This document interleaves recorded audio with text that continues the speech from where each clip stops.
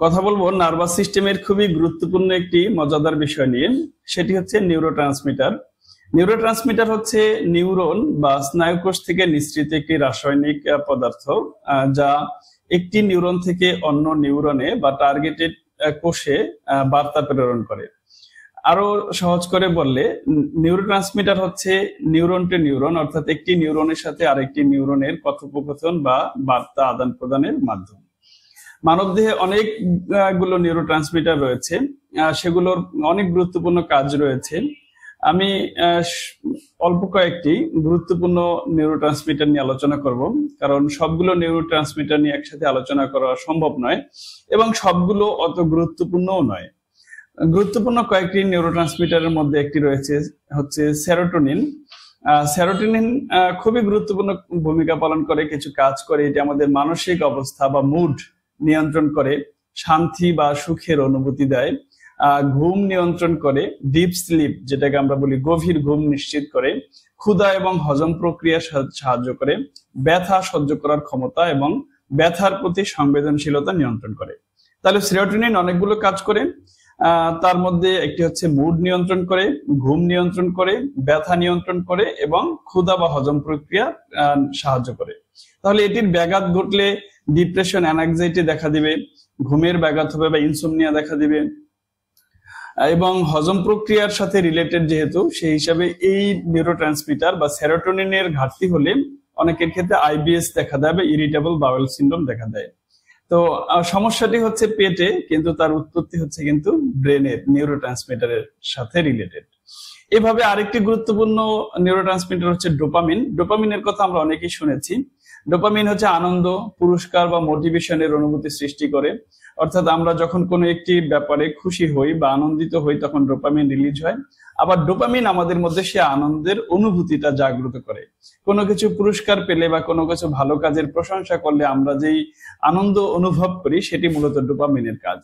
Dopamine সিদ্ধান্ত গ্রহণের ক্ষেত্রে বা কোনো কিছুর প্রতি ফোকাস রাখতে বা টার্গেট অর্জন, লক্ষ্য অর্জনের ক্ষেত্রে সহযোগিতা করে এবং শারীরিক এবং মানসিক শক্তি উন্নত করে। তার মানে যাদের ডোপামিন নিঃসরণটা যাদের স্ট্রং, তারা কোনো লক্ষ্য অর্জনের ক্ষেত্রে লেগে থাকতে পারে বা লক্ষ্য অর্জনের দিকে ধীর গতিতে এগিয়ে যেতে পারে। ডোপামিনের ঘাটতি হলে তাদের মোটিভেশন নষ্ট হয়ে যায়, আগ্রহ উদ্দীপনা নষ্ট হয়ে যায়, আনন্দ নষ্ট হয়ে যায়। অর্থাৎ যাদের ডোপামিন কম থাকে তাদের প্রশংসা করলেও বা তারা একটি কাজ সফলভাবে শেষ করলেও তারপরও তার মধ্যে থেকে তারা আনন্দ উপভোগ করতে পারে না বা আনন্দের অনুভূতিটা পায় না।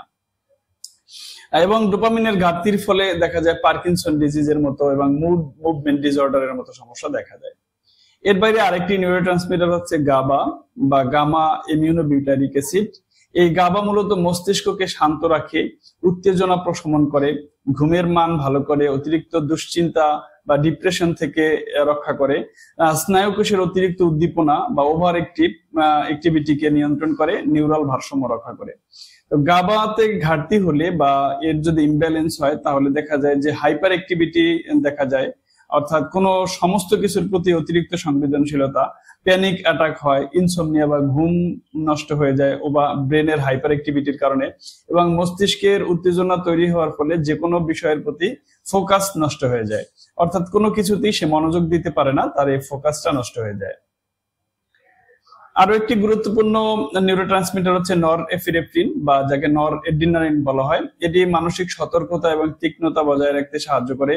স্ট্রেসের সময় ফাইট অর রেসপন্স, অর্থাৎ কোন একটা ঘটনা ঘটার সাথে সাথেই তাৎক্ষণিক যে প্রতিক্রিয়া, সেই প্রতিক্রিয়ায় তীব্রভাবে বা তাৎক্ষণিকভাবে দ্রুততার সাথে করতে পারে মানুষ, যেন সেটি নরএপিনেফ্রিন নিশ্চিত করে। মনোযোগ এবং স্মৃতিশক্তি উন্নত করে, রক্তচাপ বা হৃদস্পন্দন বা হার্টবিট নিয়ন্ত্রণ করে। ফলে এটাতে ঘাটতি হলে ক্লান্তি অনুভূতি হয়, দুর্বলতা অনুভব হয়, ফোকাস এবং অ্যালার্টনেস কমে যায়, তারপরে ব্লাড প্রেশারের সমস্যা হয় এবং হার্টবিটের অনিয়মিত বা অনিয়ন্ত্রিত হার্টবিট দেখা যায়। সর্বশেষ আমি আরেকটি নিউরোট্রান্সমিটারের কথা বলে শেষ করবো, সেটা হচ্ছে অ্যাসিটাইলোকোলিন। অ্যাসিটাইলোকোলিন মেধা এবং স্মৃতিশক্তি বা শেখার ক্ষেত্রে গুরুত্বপূর্ণ ভূমিকা পালন করে। অর্থাৎ অ্যাসিটাইলকোলিনের নিঃসরণ যদি ঠিকঠাক মতো হয় বা প্রপার হয় তাহলে স্মৃতি, মনোযোগ এবং শেখার যে আগ্রহ বা শেখার যে ধরন সেটি ত্বরান্বিত হয়, অর্থাৎ খুব দ্রুত শিখতে পারে। এবং মনোযোগ এবং মস্তিষ্কের প্রসেসিং স্পিড বাড়ায়। অর্থাৎ কোনো একটা ঘটনাকে রিয়েলাইজ করার ক্ষেত্রে, উপলব্ধি করার ক্ষেত্রে বা ঘটনার প্রতি রিয়াকশনের ক্ষেত্রে এই দ্রুত বা এই স্পিডটা ত্বরান্বিত করে অ্যাসিটাইলকোলিন। নার্ভ এবং পেশির মধ্যে সিগন্যাল আদান প্রদান করে, অর্থাৎ মাসকুলার কোঅর্ডিনেশন নিশ্চিত করে।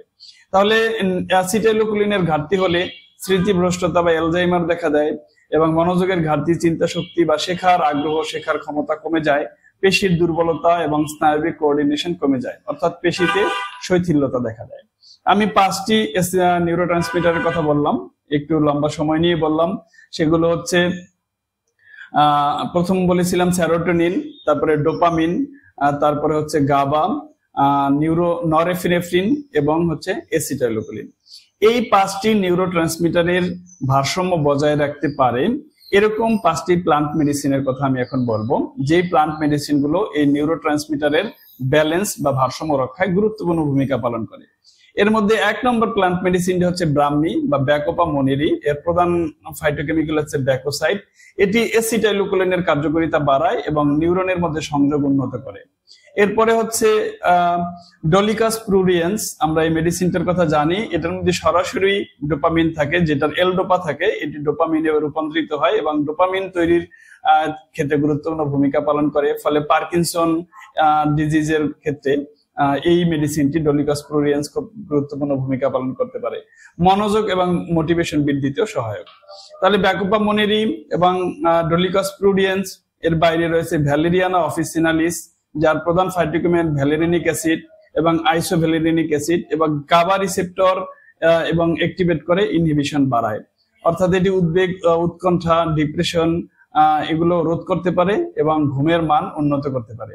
অনেকেই ঘুমের ঔষধ হিসাবে হোমিওপ্যাথিতে বা যারা প্লান্ট মেডিসিন ব্যবহার করে, মাদার টিংচার, তারা অনেকেই ঘুমের কোয়ালিটি ইমপ্রুভ করার জন্য ভ্যালেরিয়ানা দিয়ে থাকেন। তো এটি মূলত গাবা রিসেপ্টরের অ্যাক্টিভিটি বাড়ায় বা গাবা রিসেপ্টরের কে ব্যালেন্স করতে পারে। আরেকটি প্লান্ট মেডিসিন হচ্ছে হাইপেরিকাম পারফোলেটাম। এটি প্রধান হচ্ছে ফাইটোকেমিক্যাল হাইপেরিসিন এবং হাইপারফোরিন। এটি মূলত